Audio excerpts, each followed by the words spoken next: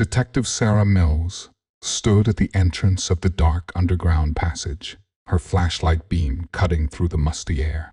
The old subway tunnel had been closed for 20 years, but tonight it held the key to solving a string of mysterious disappearances that had plagued the city for months. "Are you sure about this, Detective?" Officer Thompson asked, his voice echoing off the damp walls. "5 people have vanished without a trace," Sarah replied, checking her gun. "And all of them were last seen near this tunnel. That's not a coincidence." Tunnel entrance looked ordinary enough: graffiti-covered walls, broken tiles, and scattered debris. But something about it made Sarah's skin crawl. As an experienced detective with 15 years on the force, she had learned to trust her instincts. 3 days ago, while reviewing security footage from nearby buildings, Sarah had noticed something strange. Each victim had walked past this entrance between midnight and 1 a.m., what locals called the dead hour. And in each case, the cameras had picked up a faint light coming from inside the tunnel. Tonight was different. Sarah and Thompson had arrived at 11:30 p.m., giving them time to set up. Hidden cameras were in place, and backup units were stationed at both ends of the tunnel system. "Look," Thompson whispered, pointing at his watch. 11:58 p.m. Sarah tensed as they waited in silence. The air grew colder, and she could have sworn she heard distant footsteps echoing through the passage. At exactly midnight, a soft golden glow appeared deep within the tunnel. "Stay close," Sarah ordered, leading the way inside.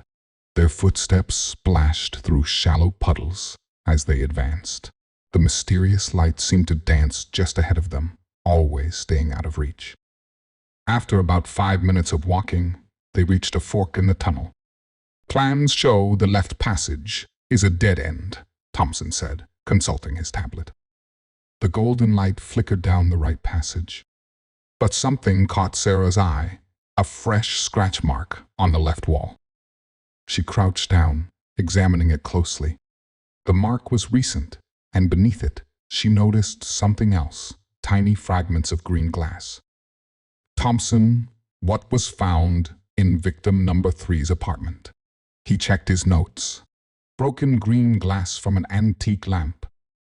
We thought it was just vandalism." Sarah smiled grimly. "The light's trying to lead us the wrong way." "We go left." The passage grew narrower as they proceeded, forcing them to walk single file. The walls here were different older bricks, with strange symbols carved into them. After 50 feet, they reached what appeared to be a solid wall. But Sarah's trained eye noticed something off about the brickwork. She ran her fingers along the edges, feeling for irregularities. There, a slight gap, barely visible. "Help me push," she commanded. With their combined strength, a section of the wall slowly rotated, revealing a hidden chamber. The sight inside made them freeze. 5 people, the missing victims, sat in a circle, seemingly in a trance. Their eyes were open but unseeing, and each held a piece of green glass that glowed faintly. In the center of the circle stood an ornate brass lamp, its green glass panels casting that familiar golden light. "D, call for backup and medical," Sarah ordered, her voice tight. As Thompson made the call, she approached the victims carefully. The lamp's light pulsed rhythmically, and Sarah noticed how the victim's breathing matched its pattern. She drew her gun and, without hesitation, fired a single shot at the lamp. The green glass shattered, and the golden light vanished. Almost immediately, the victims gasped, as if waking from a deep sleep. Later, at the station, Sarah pieced it all together. The lamp was an artifact stolen from a museum 2 months ago, a piece with a dark history of disappearances dating back centuries. The thief had hidden it in the tunnel, using its hypnotic light to lure victims through the passage. But who took the lamp? Thompson asked as they reviewed the case files.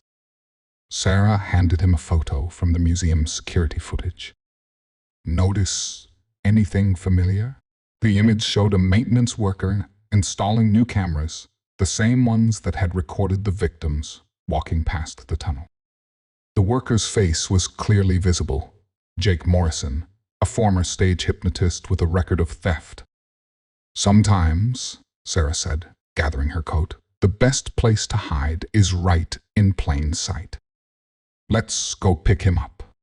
As they drove to Morrison's last known address, Sarah couldn't help but smile. Another mystery solved, though questions remained about the lamp's true nature and its strange powers. But those were questions for another day. For now, she was content knowing 5 families would be reunited with their loved ones. The passage had given up its secrets, but Sarah knew there would always be another mystery waiting around the next corner. That's what made her job interesting, and what made her one of the best detectives in the city. Morrison's arrest the next morning was almost anticlimactic. They found him packing his bags, planning to flee the city. The ancient lamp's remaining pieces were logged into evidence, though Sarah made sure they were stored separately, their green glass never to be reassembled. Some passages, she decided, are better left closed.